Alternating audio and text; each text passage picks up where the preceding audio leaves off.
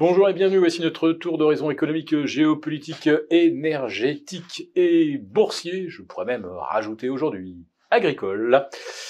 Et pour savoir comment tourne la planète finance en ce jeudi 25 janvier, c'est sur l'inforruptible et nulle part ailleurs. L'épisode du jour s'intitulera « File-moi ta montre, je te donnerai l'heure ». Alors, avant de revenir sur les manifestations paysannes, on va tout de suite commencer par la conférence de presse de Christine Lagarde. Ça devait être le point d'orgue de cette semaine. Eh bien, rendormez-vous, braves gens. Aucune annonce. Christine a excellé dans l'art de ne pas répondre à la question « Mais n'allez-vous pas quand même baisser les taux vers le mois de mai et non pas au mois de juillet ?» Et Lagarde de répéter que la BCE est data dépendante et surtout qu'elle regarde de très près toutes les données sur le marché du travail, le taux de chômage ou d'emploi, et surtout l'évolution des salaires. Ah, ça, l'évolution des salaires, c'est important. Elle regarde tous les indicateurs avancés, y compris en Irlande, où elle voit comment se renégocient des postes qui se libèrent. Est-ce que les nouveaux entrants obtiennent de meilleurs salaires, etc., etc. Elle constate une tendance à la stabilisation, mais rien n'est sûr. On n'en saura certainement pas plus avant le mois de mars. Et de toute façon, la BCE, on le sait, ne baissera jamais ses taux avant que la Fed ait ouvert le feu. Et maintenant, les anticipations sont reportées au début du mois de mai prochain. Alors, pourquoi ce titre File-moi ta montre, je te donnerai l'heure? Eh bien, tout simplement parce que je voudrais venir démonter, désosser un argument, un élément de langage tout claqué au sol que j'entends revenir presque en boucle, un peu toujours dans la bouche des mêmes pro-euro, pro-politique agricole commune, la fameuse PAC, et qui nous explique avec un large sourire que la France, elle est privilégiée ô combien avec 11 milliards de subventions en faveur de nos agriculteurs, qui se fichent en fait des subventions. Ils préféreraient vraiment vivre des marges qu'ils réalisent sur leur production. Mais alors là, cet argument-là, quand je vous parlais hier de est-ce qu'on nous prend pour des jambons, alors là, on est en plein dedans, puisque c'est quoi ces 11 milliards de subventions ? Eh bien, c'est les 11 milliards qui reviennent aux agriculteurs français après que le contribuable, lui, ait versé 21 milliards au budget de l'Europe pour la PAC. Alors la France est le premier contributeur avec l'Allemagne, mais il ne nous revient que 11 milliards sous forme de ces fameuses subventions.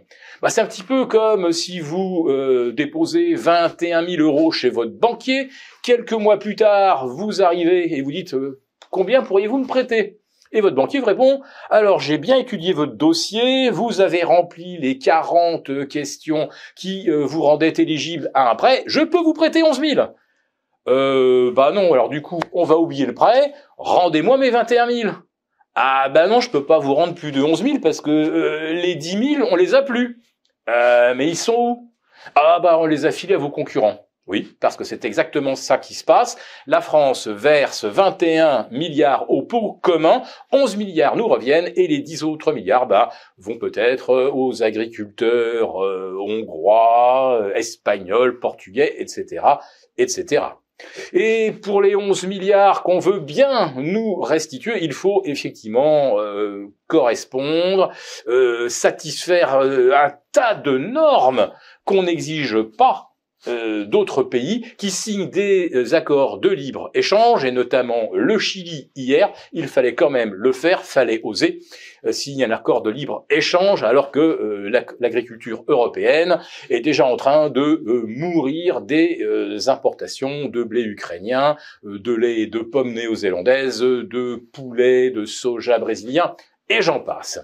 Alors pourquoi est-ce que Monsieur Béchade nous parle de tout ça depuis une quinzaine de jours alors que les grandes chaînes n'en parlaient pas? C'est quoi sa légitimité?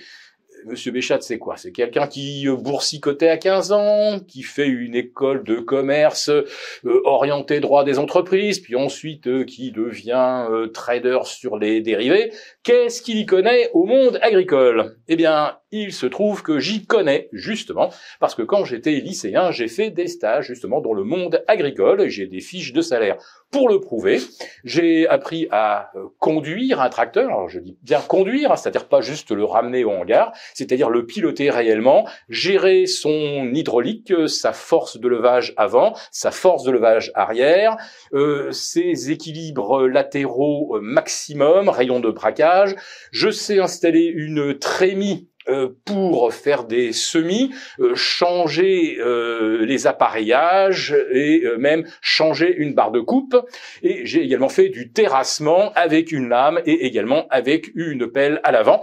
Donc quand je vous parle du monde agricole, j'y connais quelque chose et en plus mon oncle a été élu maire plusieurs fois d'une commune rurale mais en plein milieu de la Beauce, donc les céréales et leurs problématiques et les éleveurs, je connais un petit peu, ce qui fait que depuis quelques jours, effectivement, je l'ouvre peut-être plus que je ne serais censé le faire. Mais bon, comme il ne se passe rien sur les marchés boursiers et qu'on est toujours à l'instant au même niveau que le 3 janvier à 15h ou le 5 décembre à 11h18, c'est vrai que la bourse en ce moment, ce n'est pas un domaine très passionnant.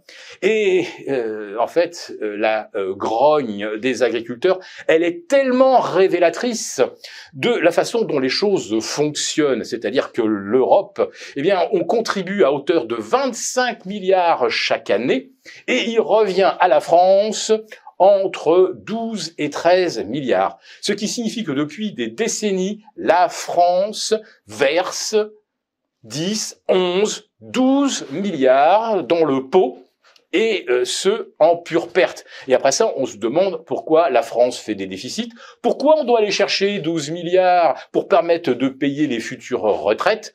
Il suffirait déjà que la France arrête d'être le dindon de la farce du système européen.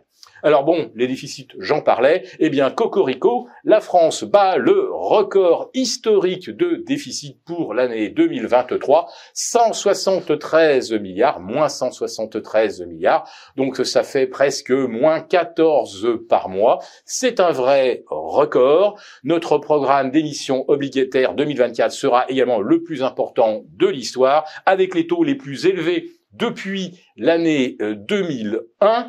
Donc, rassurez-vous, entre les agriculteurs et notre dette, ça va bien se passer. Pour vous remercier de votre fidélité, vous pouvez télécharger gratuitement, en cliquant le lien ci-dessous, un guide complet sur l'investissement dans les matières premières, en vue du prochain super cycle qui s'annonce.